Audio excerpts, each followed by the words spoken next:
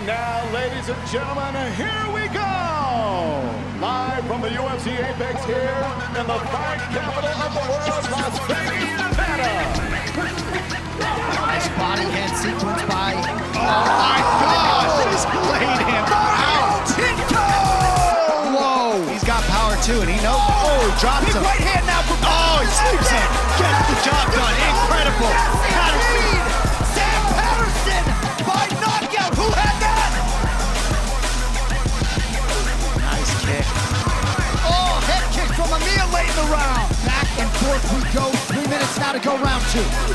Didn't miss with the left. Russian left hook. Your winner by split decision. Still left hand is just connecting. It's the boxing. Oh! Ooh, hurt him at that one. Yeah, that got half-grassed off balance. Oh! These guys put on an amazing show for us. Grateful for this one. Awesome. Down the stretch we go. The late head kick. That one hurt him. Esteban. Huge head for Marquez. Bounces Brundage's mouthpiece out. Fighting like two truckers at a truck stop.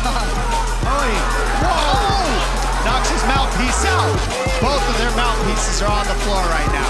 What if they switched the mouthpiece? I think they gave each other the wrong mouthpiece. I think they got it right. Oh, uppercut from Brundage. Oh my gosh. And now a right from Cody. What's going on? Mouthpiece game. Do it. Cody Brundage by first round TKO. Top power coming back his way. Nice combination. Good setups.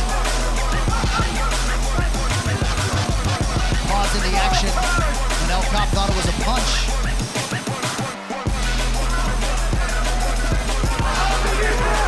Cobb continuing to stalk his prey.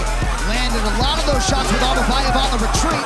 And Almabayev tried to stop, but the ref didn't see the eye scrape in the first one or this second one.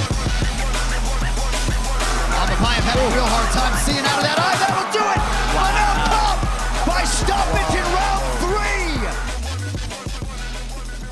Kia ora e te iwi, welcome on into UFC on Sky. Karavinda Hunia Tōku Ingoa. Joining me on the couch, Dan Hooker. Kia ora e hoa. Shouldn't be here. Shouldn't be here. No, you shouldn't be. I'm very surprised that you are. Yeah. Straight off the hospital bed onto the couch. Yeah. So had surgery on Monday, get the hand fixed up. It turns out I did need surgery. I'd snapped my knuckle off and it got jammed under the bone. So yeah, but it's not too long. They said 10 days in this, 6 weeks, and I'm back to punching. So it's like, in the big scheme of things, it's not that long of a layoff for injury. No, not at all. But the cast and the, what do you call There's it? The sling, there's a yeah. lot going on. Looks busy. Looks hectic. Yeah. Oh, we'll just have to wait. We'll just have to wait and see. Carrying the bubble with one. I can do it. I can do a lot. That's one thing. Hands down, breaking your left hand is far more easy than breaking my right hand, because I had 3 right arm breaks in a row. I had my right arm twice and then my right hand. That's very difficult. No, because then you can't use your phone, you can't write. You're just doing everything with your clumsy old left. So I don't even need lefty. Well, how very, I know wife Isabel will probably thank you for that you can still help pick up the baby some spots of the day, but all the very best on healing. But that's great because, you know, you were talking about getting back on the waka and working towards International Fight Week, so that's good news for you. Yeah. International Fight Week is July back in Las Vegas, so I'll be targeting that card. That's plenty of time for me to get back to 100%. Lovely. Now, talking of Las Vegas, this weekend, the card you were supposed to be on, UFC 313, look, they've updated it.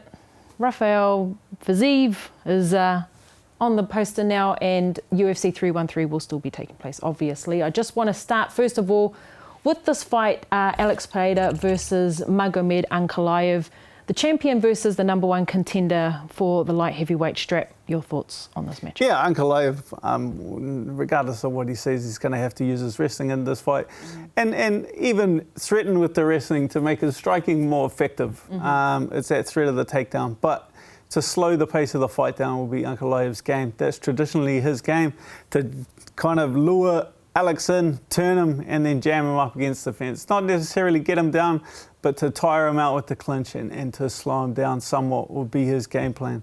Keep him against the cage and just chip away and take his time and be patient. It's not the most exciting for the fans to hear, but that's just the nature of the beast. Absolutely. And of course, as I mentioned, he's the #1 contender. So you get into that spot for a reason and you do earn your title spot. We've spoken about what Magomed perhaps needs to do or his secret to get that win. But what do you think the likelihood of Alex Pereira is of nullifying this game plan? Well, that's it for Alex. So everyone's been trying to get him down his whole career. So it's not something that his entire game is designed for this and built around this.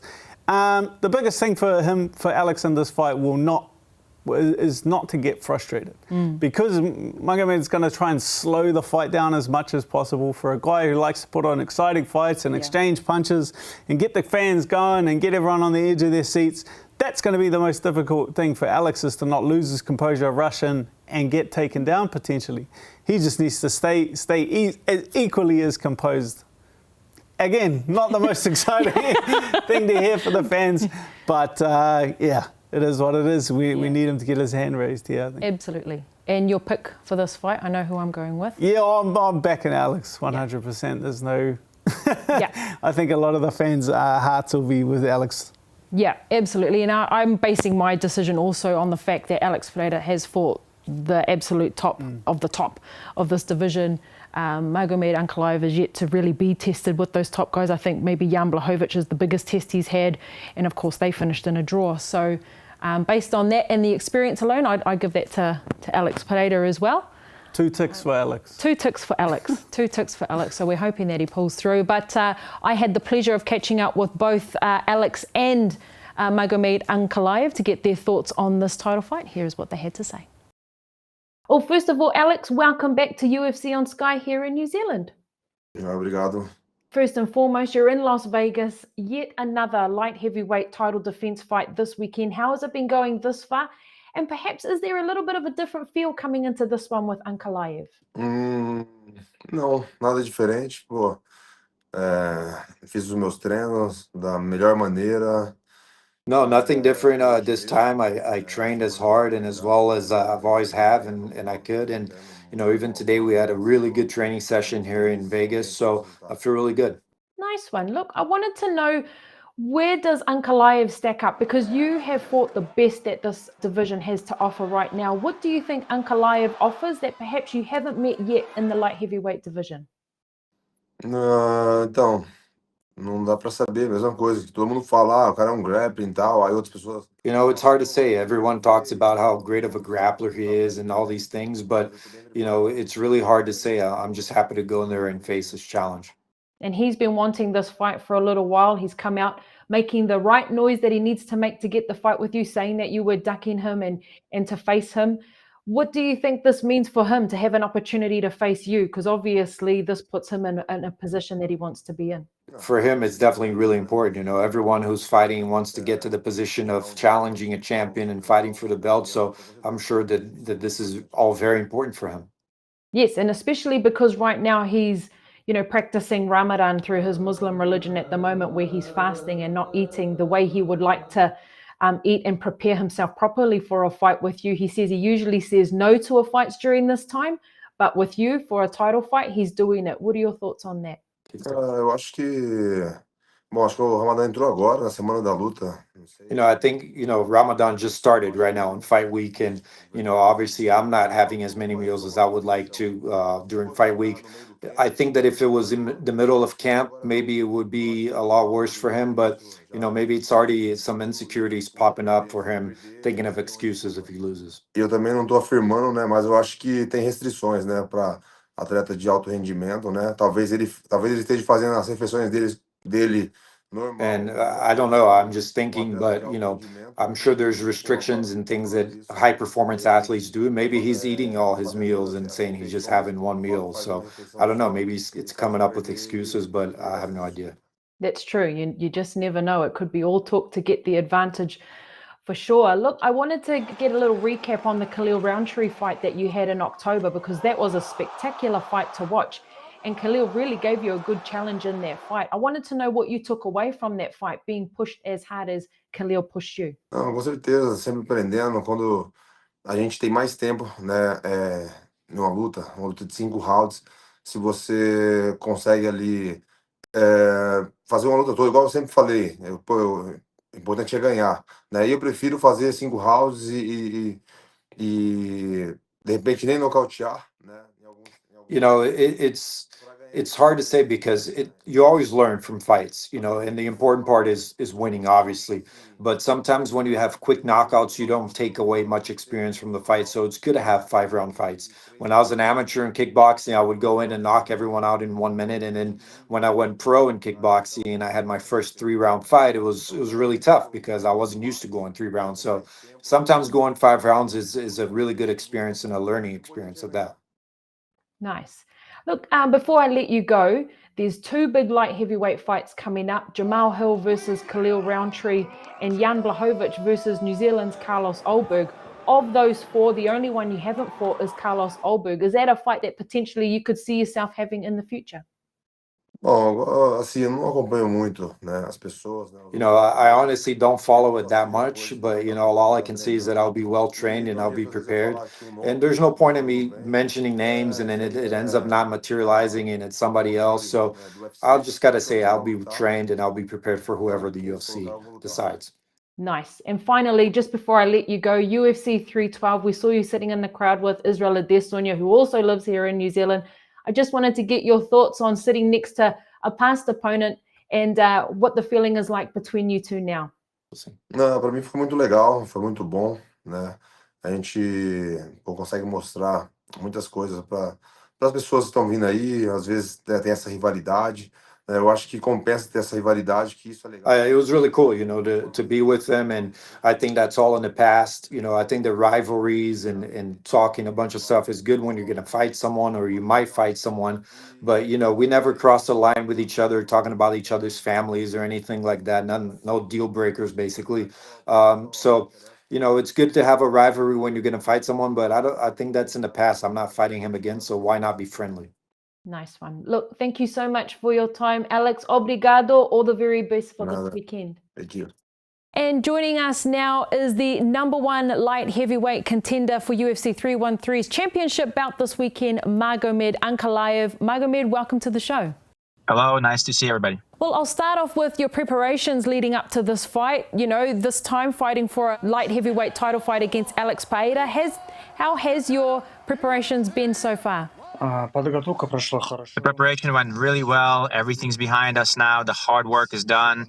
Now there's just a few days left and we're waiting for the moment. Speaking of that moment, you have mentioned after some fights that you perhaps thought Alex Pereira was running from you and not having you as a next contender, as that #1 contender in the division. How does it feel to finally have this opportunity to fight for the title?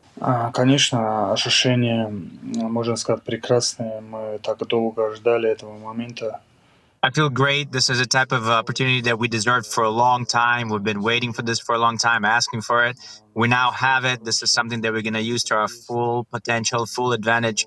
We're not taking this lightly. Now we just got a couple more days, and I just hope that nothing goes wrong with him, that he makes it to the octagon on Saturday, and we get to fight. How have preparations perhaps differed from camps before? I mean, fighting for a light heavyweight title is a little bit different. So has anything changed for you in terms of what this means to have success? Ну, можно сказать. Yeah, the preparation obviously changed a little bit because this is a title fight, and we knew what we're up against. We knew who we're fighting. We're fighting against a current champion who has defended his belt a couple times.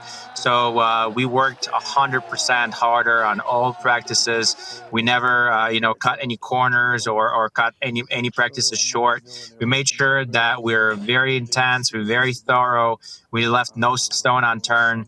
And now this is it. Now we're going to get there on Saturday and hopefully finally feel what it's like to feel and be a champion. Nice one. Look, a lot of the talk at the moment is around Ramadan and how Muslims are, practicing this at the moment. And then it's right smack bang before your fight. Has there been any effects of Ramadan in your preparations getting ready for this fight? It's not a problem itself that it's the month of Ramadan. The problem is with the fact that I'm sorry, it's not the problem that the fight is happening. The problem is it's during Ramadan, and in this month we're not to fight. We're to worship. We're to praise Allah. We're not there to do any of these activities that we usually do for a regular camp or regular fight. So the biggest issue is that we have to kind of adjust our schedule. This is something that we do as athletes. This is the kind of opportunity you can pass up. The UFC decided that this is when the fight has to happen, and we had to go ahead and jump on this. Obviously, it's not ideal that it's during the holy month, but we're doing everything the way we can, and hoping that we'll make up for it after the fight. Nice, because at the end of the day, you are still human and have your beliefs outside of the UFC. So how important is that side of things, as well as, taking this opportunity in the UFC for a title fight, no less? It's a hard question. I don't know how to answer it. No, fair enough. It is quite hard. It's such a broad question, I know, but having your beliefs is, so super important. But you work so hard for this goal to get to a title shot as well. It would have been, perhaps, let me put it this way, was it difficult at all to decide, which one you go with? Yeah, it was a really difficult decision, and we kind of pleaded with the UFC a little bit that maybe there's a possibility to hold it and move it to a different date and keep me as the number one contender. However, that's the decision that they made, and so we as a team had to make sure to understand that this is the type of opportunity that we've been after for so long, and for now to let it go would have been not a good choice. So we decided that even though it is the holy month for us, that we have to jump on this opportunity and do the best with what we have. Nice one. And to me, that kind of already spells out what holding this UFC title would actually mean for you. But in your own words, what would it mean to be the light heavyweight champion? For me, you could say that it's a dream. This is something that I've dreamt about for such a long time, and we're so close. We're just steps away. We just have the fight left, and for me, this is nearing a dream come true. Nice one. Well, all the very best, Magomed, for your title shot against Alex Pereira this weekend. We here in New Zealand will definitely be tuning in. Thank you. Appreciate it. Kapai, thank you to both those gentlemen for giving me their time. Will be interesting with the Ramadan factor and all of that. It's all in the media at the moment about taking on this fight when he is practicing that religious practice at the moment. So stay tuned. Look, the co-main event, Dan Hooker, obviously this was the fight you were supposed to be preparing for. Justin Gaethje. I haven't been reminded of this 7,000 times. Look, it's more for the fans to keep them updated. Come on, it's our segue. It's our segue. But, Justin Gaethje has been preparing this camp all these weeks for you. And in steps Fiziev last minute. How much of a change-up will this be for Gaethje? Yeah, well, they've fought before. It's not too dissimilar of a style. Another striking fight. So I can see why, of all the names that got put across, Gamrot put his hand up. I don't think that's like a big stylistic change for Gaethje to accept that fight. Wouldn't make a lot of sense. But Fiziev, it's going to be a tough test. Gaethje's been in camp for 12 weeks. He's coming in at 100%. He's coming in hot. Fiziev's been on a long layoff, and then to not have a camp and to jump in with a week's worth of training, half a week's worth of training, I'd say it'll be a tough test. The first fight was razor thin. It was a very close contest. So I'm saying this is going to be a tall test for Fiziev to get his hand raised in this fight. Yeah, and you mentioned that, obviously on the poster it says too, they've fought before. But, in Fiziev's defence, he's had a camp preparing for a Justin Gaethje before. Do you think that matters for anything? Well, it's just the huge question is was he ready for a fight? Did he know about a fight? Or is he just completely coming off the couch? Because I know full well, he's a big boy. He's a thick boy. He's not the tallest guy in the world, Fiziev, but he is a big, stocky lad. So, will he be able to cut the weight? And it's not till we're going to see him at the press conference, at weigh-ins, till we're going to kind of get an indication about what he looks like. So I feel even now it's too early to call what kind of shape, because we haven't even seen Fiziev show up yet. Yeah, that's true. And Gaethje made a point of saying too that that's the reason why he couldn't face Charles Oliveira again is because he knew that Charles wouldn't be able to make that weight. Obviously, he has a bit of history with making weight in the past, but yeah, it can't be too far off what Fiziev would have to work to do as well. He looks a bit perhaps bigger than Oliveira. Yeah, very, very thick guy, very thick guy. Yeah. And it will be very interesting, Dan, to see how that fight goes down and see where this perhaps affects your path down the track, hopefully at International Fight Week. Who knows? Yeah, I don't really run my mouth when I'm injured. I'm a big proponent of running my mouth when I'm not injured, but I feel like when you're on the sideline, you're on the sideline, shut up. Except for Arman. He come at me this week. He took a shot at me. Okay, let's talk about this, because this was interesting because I was just sitting at home on my couch. like this. Minding my own business. Yep. And then, Broken arm. he tries to make it like similar. But yeah, if you go back, he does an interview with Nina Drama when he's actually creeping on it. Like, it's weird. And a lot of people don't know that her husband is the cameraman. Yes. As well, which makes it even more creepy. Like, you think just because your dad's rich and you're a UFC fighter, this woman is going to cheat on her husband in front of you? Like, what kind of... This kid is unreal, bro. But another loss for him. Another loss. Well, I'd like to fight him when I came back. Oh, no, I just said I'm gonna eat my own words. But see, look, I had a conspiracy theory about this. I kind of thought, is that what he's trying to do? Because does he see opportunity here for when you are ready to come back? Yeah, International Fight Week, I will kick Arman right in the monobrow. Right. He waxes it, and we all know that. Let it grow out, son. Keep it natural. Okay, well, we will see how that goes. Poor old Navajo Sterling's been waiting here in the screen for us to talk about his news. But old mate Navajo Sterling gets a second shot in the UFC, this time against Ion Erslan. I'm not sure if it's Ion or Ian. Excuse me. I'm in the Chael Sonnens bucket of I don't care. It's going to be a big problem for Dishalavili. You know what I think? Oh my God. You know what? Erslan, King. Erslan. But yes, Navajo Sterling gets this shot at UFC 315. Of course, we know that card will be in Montreal in Canada, headlined by Perth's own Jack Della Maddalena up against Bilal Muhammad for the welterweight title. But what a great opportunity for Navajo to get back in the mix and back up his debut from November. Yeah, dangerous guy. He's got a fresh head of hair, so he's coming in hot. This kid, Erslan, is a very dangerous puncher. So yeah, it's just a fight where Navajo Sterling is going to have to show all of his skills, mixing his takedowns, mixing his wrestling, and really just show his whole toolbox as a mixed martial artist. So another exciting, progressive fight for Navajo Sterling. Yeah, absolutely. Cannot wait for that one, Navajo. Hopefully we'll get you back on here talking to us about it as preparations go on. But talking about Navajo Sterling, we were covering him when he was still fighting in Shuriken, and they have their Fight Series card coming up on Saturday. Find out if you can get down there and support that fight card. Get down there.